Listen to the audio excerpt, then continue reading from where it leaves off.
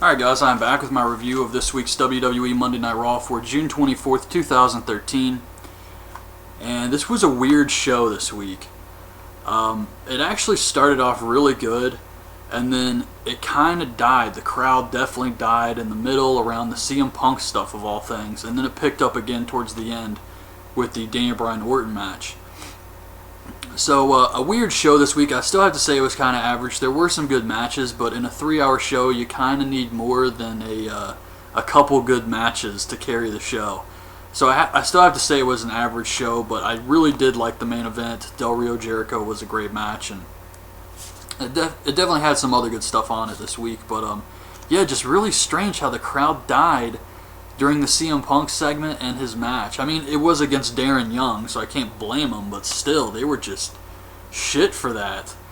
But anyways, Daniel Bryan comes out and he talks about how a real weak link would have taken the count-out victory against Randy Orton and ran, but he's not going to be satisfied till he beats him in the center of the ring.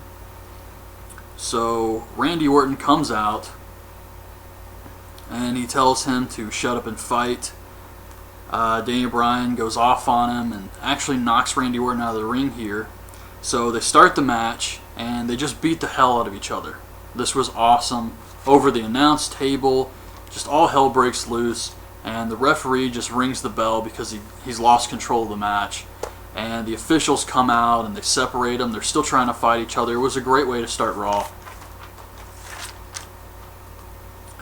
So backstage, Daniel Bryan's pissed off about the double DQ finish, and he tells Vicky and Maddox that it ends tonight, and he's either getting a match against Randy Orton or a match against Maddox, which I'd actually like to see.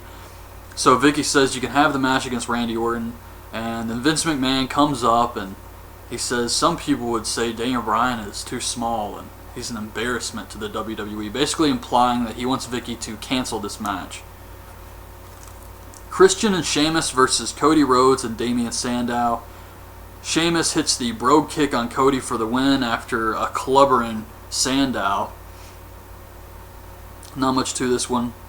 Vicky tells Punk that she put him in a match later, and he doesn't care. He just wants to know when Heyman and Brock show up. Kaitlyn with Layla versus Oksana. This was really weird. During the match, AJ comes out dressed as Kaitlyn. Kaitlyn's music hits. She comes out wearing this fake muscle suit.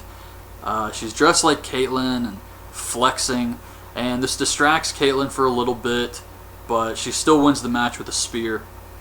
So after the match, Big E comes out and does some comedy with AJ where they're making fun of Kaitlyn, and Layla has to hold Kaitlyn back. And it kind of sucked, but when she came out to Kaitlyn's music wearing the costume, I thought it was really funny. I thought it was great. But the stuff with Big E was just shit.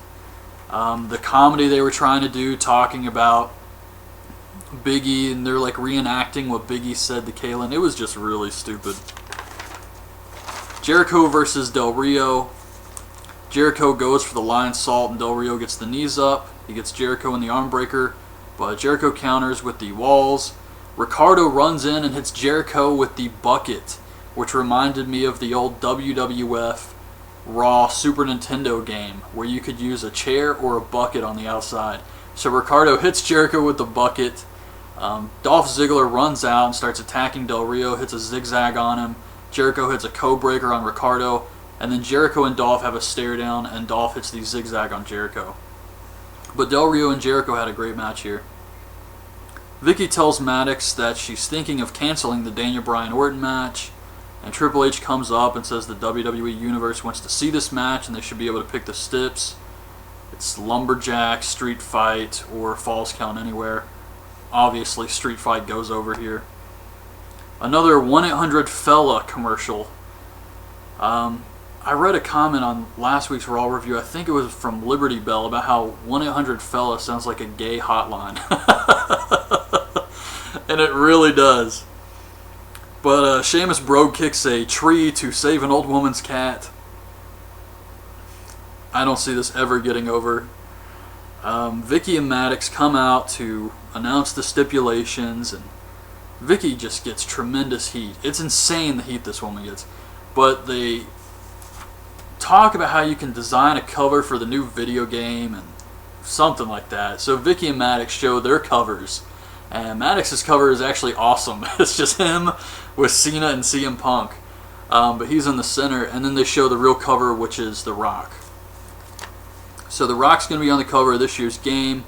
We get Kali versus Ryback. Ryback gets shell-shocked for the win. Yeah, it was pretty bad. Cena comes out and says everyone wants the WWE title, and Mark Henry disgraced his family to get a shot at it. But Mark Henry has to earn the title. Triple threat tag team match for the #1 contendership to the tag titles. Tons of funk versus the Usos versus McIntyre and Jinder Mahal. Yeah, some slim pickings in the tag division. Brodus Clay dives, or actually falls off the apron onto 3MB. The Usos hit the Samoan drop and the splash on Tensai for the win. Good for them. I think the Usos are a great tag team, and they feel like a real tag team. Not just two guys thrown together like Tensai and Brodus Clay. So I'm glad the Usos went over here. And afterwards, the Shield comes out and has a stare down with the Usos. Paul Heyman comes out and asks CM Punk to come down to the ring, and he wants to talk to him face to face. So Punk comes out and tells the story of how Heyman refused to fire him in OVW. Basically the same story from the Best in the World DVD. But the crowd did not give a shit at all about this story.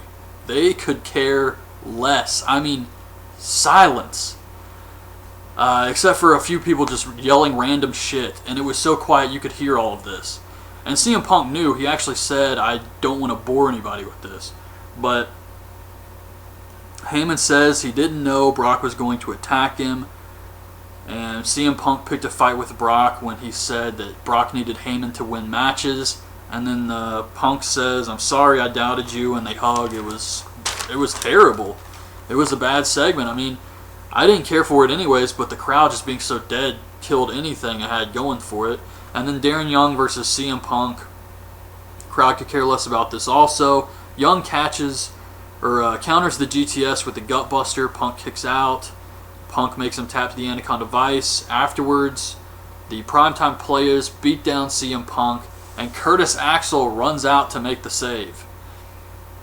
So Curtis Axel is out there for Heyman to help CM Punk fight off these guys, and I actually thought this was pretty cool, but nothing from the crowd. Nothing for Curtis Axel's entrance, nothing at all. But yeah, like I said, I thought this was pretty cool how Curtis Axel ran out and saved CM Punk.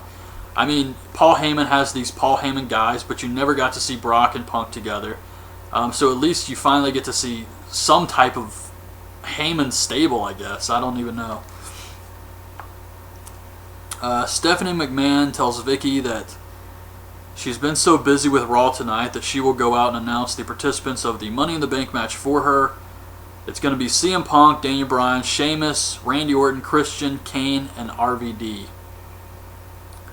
Ryback goes up to Vicky and he wants her to cancel the Mark Henry versus Cena match and instead give him his rematch against Cena at Money in the Bank. Jericho comes up and says he should be in the Money in the Bank match. Ryback says he would eat him alive. Jericho asks if he's a cannibal, and Vicky makes Jericho versus Ryback for Money in the Bank. And I think I said it was either my review of Payback or my Payback predictions video. I said that if Ryback loses the match, what's next for him? Who's he going to feud with? And then I just threw out Jericho, just guessing a random person. And it's just funny to me that's actually who they're going with, is Chris Jericho against Ryback. Backstage, CM Punk tells Heyman that he doesn't want his help. He doesn't need his help. And Heyman says Punk was getting jumped. It had nothing to do with business. He saw his friend getting attacked, so he sent Curtis Axel out there.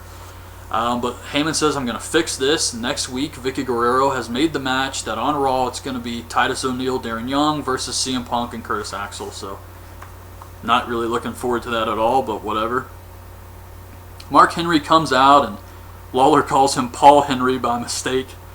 Henry says Tarantino, Spielberg, and Tyler Perry have reached out to him after his performance last week, and he says that he's coming home WWE Champion. Main event is Daniel Bryan versus Orton in a street fight. Daniel Bryan goes to dive on Orton. Orton hits him in the head with a chair. Hits him in the head with a chair. Sure, it wasn't a dive, but it wasn't the whole spot where they hold up the chair and the guy diving hits it. He actually hit him in the head with a chair, which, I don't know, maybe it was gimmicked or something, but I thought it was crazy to see a chair spot like that on Raw. And Daniel Bryan takes a backdrop on the ramp. Bryan charges Orton. Orton throws the chair in his face. Daniel Bryan actually powerbombs Orton through a table on the outside. And he starts kicking him and hitting him with the kendo stick. And then Orton hits an exploder on Daniel Bryan. He doesn't really go through the table, but that was what was supposed to happen. He just kind of hits the end, and the very bottom of the table breaks off. But Daniel Bryan gets Orton in the no lock. Orton tries to use the kendo stick to fight out, but instead Bryan grabs the kendo stick and uses it to pull up Orton's head. And Orton is forced to tap out here. Daniel Bryan makes Randy Orton tap out in the center of the ring. This was great stuff. And afterwards, Randy Orton shakes his hand, but he's got this look on his face as he walks away like, son of a bitch, you know. So that's how Raw ended. Daniel Bryan finally gets his win over Randy Orton. And I think the whole thing with this not happening on Raw last week actually helped. Because this was a good match here. Great way to end the show, and really helped what was, at this point, a subpar Raw up until the main event. So as far as this week's show goes, I still have to say it was average. You can't really have a few good matches on a 3-hour show and expect anybody to really give a damn.